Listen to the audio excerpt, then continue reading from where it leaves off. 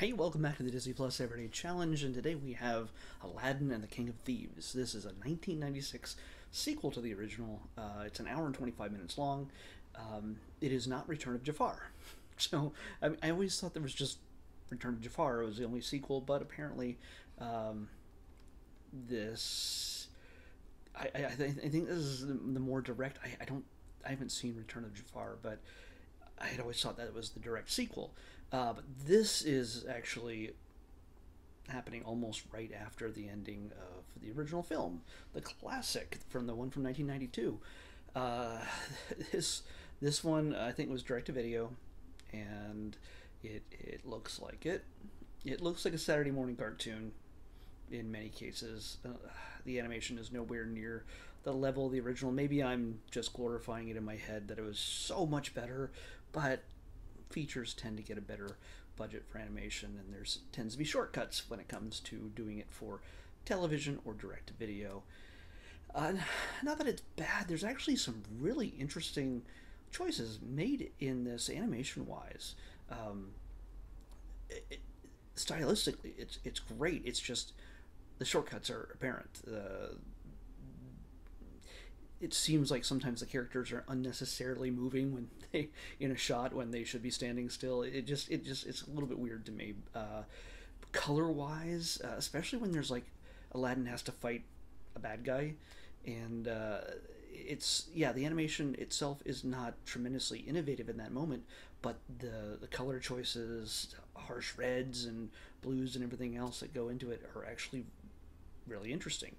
And when they finally discover the MacGuffin, the thing that they're looking for.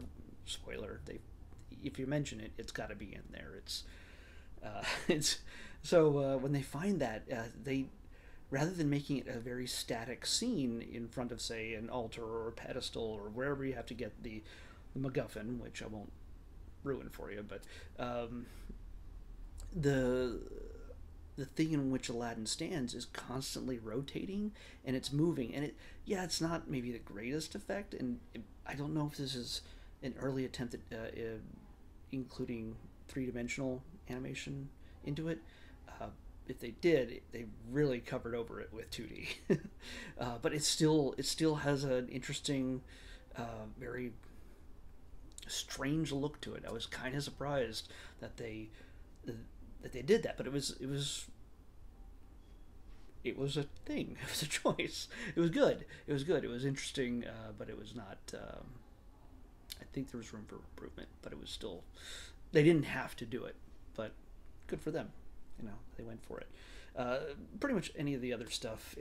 Yeah, when you're dealing with a movie that involves a genie, especially one that is imbued with the essence of Robin Williams, I don't know how they animate for Robin Williams. Normally, the kind of thing is there's a certain amount of animation that's done, and then they record um, dialogue and everything else for the movie, and then they do the little animation that match the mouth with the dialogue and everything else. I could be completely wrong about all this process. It may have changed incredibly over the last few years, the last few decades, but the kind of thing with Robin Williams, you don't script. How do you script what Robin Williams does? It's him, literally. It's himself floating from one impression to the next at lightning speed, and you. It's all in his head. How do you animate for that? Do you go, well, okay, he's just done an impression of Bing Crosby and Bob Hope uh, playing golf, and then he's jumped to. There's just so many impressions. I can't even. They're all anachronistic, and they're all out. They're not. It's just him just going nuts. And so you go, well, Robin Williams just did a 20-minute dialogue that was based on the script we've given him, and now we've got to animate all these things these voices he's just done. He's done an impression of Bob Hope. He's done Bing Crosby. He's done uh, Sylvester Stallone. He does everybody. He does a number of Disney characters. You pretty much have almost not every, but you, Mickey, Steamboat Willie shows up in this, the genieized version. Pluto, Snow White. It's just the Cinderella. There's so many different other Disney characters that show up in this, or in a sense, a version of them. He dresses Jasmine up as a number of other Disney princesses in this. So if you kind of ever wanted to see a movie that early on created a mishmash, other than Wreck-It Ralph 2, that had all the princesses just hanging out together, this is kind of your thing. And if you love Robin Williams, it's him they just going for it. Anytime he's on screen, there's no quiet moment with him. And honestly, I know that some people are utterly annoyed by Robin Williams, at least before he passed away. And they were just like, "Oh, this guy's too much. I can't handle him." And he, yes, it pulls away from the story. It's meant to be a showcase for his many talents and impressions and craziness, and it pulls away from the story. It doesn't add anything to it for most cases. It's just to be funny, and that's all right. If that's what you love, this is for you. There is, and I can't even count how many different things he did, how many characters he voiced, how many different bits he did. Most, if not all, I've never seen him do before. I mean, I'm sure he's done Bob Hope and stuff like that before. I'm sure he's done all those things, but still, hey, did you know that Robin Williams is actually in this movie? Yeah. Usually with the direct-to-DVD stuff, you usually don't get the main actors. Pretty much everybody is back for this. We get Linda Larkin, I think. Why is her name so far down the list? Linda Larkin and Scott Winger. Yeah, whatever. They both return to their roles of as Jasmine and Aladdin. We have John Rhys-Davies, as you'll know as Gimli from Lord of the Rings and Salah from Raiders of the Lost Ark. He's back. He plays the King of Thieves, and he is a very important character into this story because obviously he's in the title of the movie.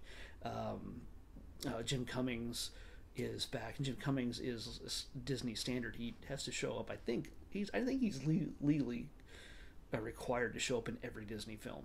It's just, even if for a second. But he plays Razul, which is one of the King of Thieves henchmen, and yeah, he's the guy who does Winnie the Pooh and Tigger and Hondo from Star Wars: The Clone Wars. So he's all over the place. He plays a fairly prominent bad guy in this thing, so it's not like he's just thrown in an extra voice. Gilbert Gottfried is in this as well as Iago. Jerry Orbach, who you know as Lumiere from Beauty and the Beast, he plays Saluk. He plays a bad guy. Actually, no, Razul. Well, Razul, I should say. Sorry, I got that completely wrong. Razul is the palace guard that we've seen before. I think in the first movie. Saluk is played by Jerry Orbach, who is the henchman of the King of Thieves. So yeah, it's there's a lot of voices in this. Frank Welker, of course, is in this. Rob Paulson, Corey Burden, and Jess Harnell. All these guys are pretty much, these are Disney standard voices that you guys, I shouldn't say standard, but they're in here. They always bring their A game. CCH Pounder, I never know if I should just say those letters or just go ch. But CCH Pounder, she plays the Oracle. You might recognize her from The Shield, and not Agents of Shield, but The Shield, and among so many other things. It's a smaller role, but it's important.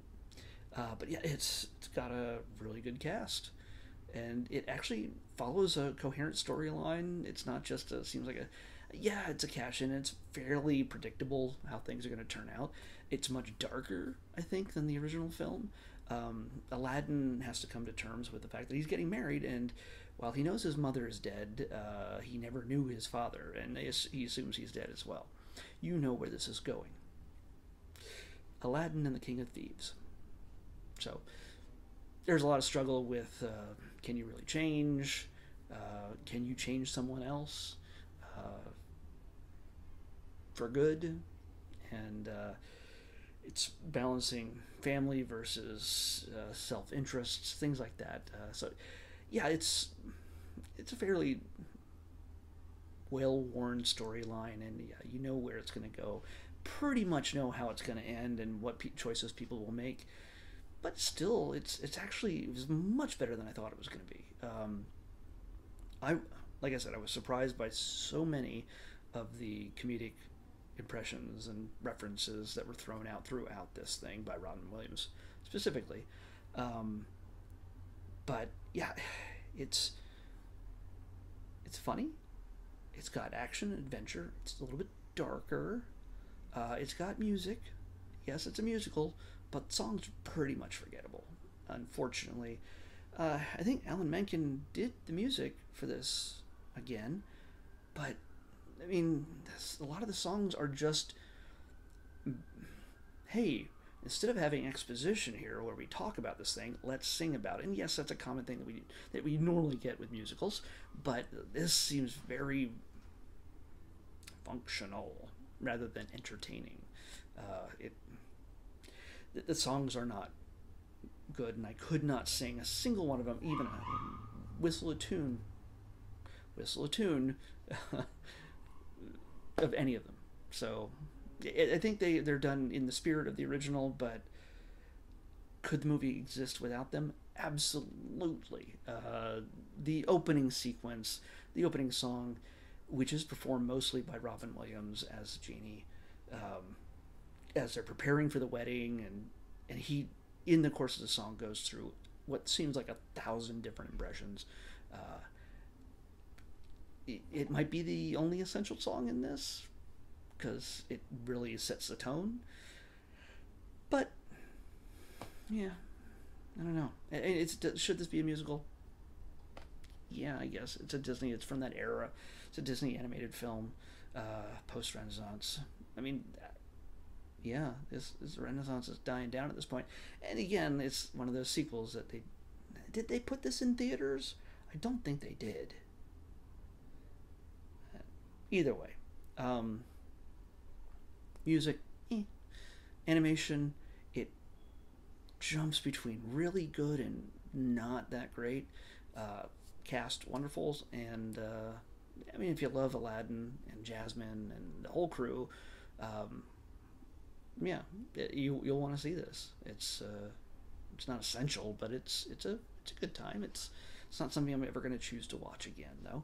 Iago's actually, you figure, he's the bad guy, sidekick kind of thing, and he's kept in the story, joining with the good guys, hanging out with them, but he's got his own interests, and so I kind of liked him a lot, Gilbert Gottfried, working against the interests of the good guys, even while being with them, to his own ends, basically, to his own needs. So he stayed true to character. I figured they'd water him down a little bit and make him not as... He's not evil, but he's comedic evil. I don't know. He's self-interested. But, so, yeah. And his kind of storyline takes him along a logical path. I was surprised a little bit by how it ended, and I won't tell you how. Because, yes, there's redemption for certain people, but do they become part of the cast? No, surprisingly. And do we lose some of the main cast because of this movie? Yes. How this fits in with Return of Jafar, I don't know. I can't remember when this was where this falls in line, or when it was, if it was the first sequel or the next one. I have no idea. But either way, if you like Aladdin and you're not too overly picky about the animation, and you got some time to kill, check it out. But you will not have missed anything by not seeing it. That's a super mixed review. I hate calling these things reviews, but that's what they are, I guess. Let's pick tomorrow's episode. 636. Wow. From the top to the bottom.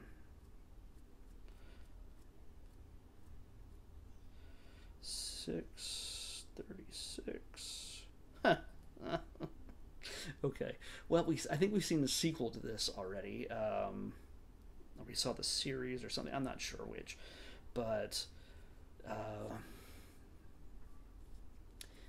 it's got witches in it.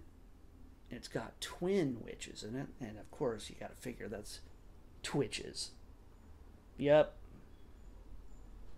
twitches. You know, it's the I think it's the sister twins. Anyway, they're magical. Twitches on the next Disney Plus Everyday Challenge. I can't believe I almost forgot the name of my own show. Disney Plus Everyday Challenge. See you back here tomorrow. Bye.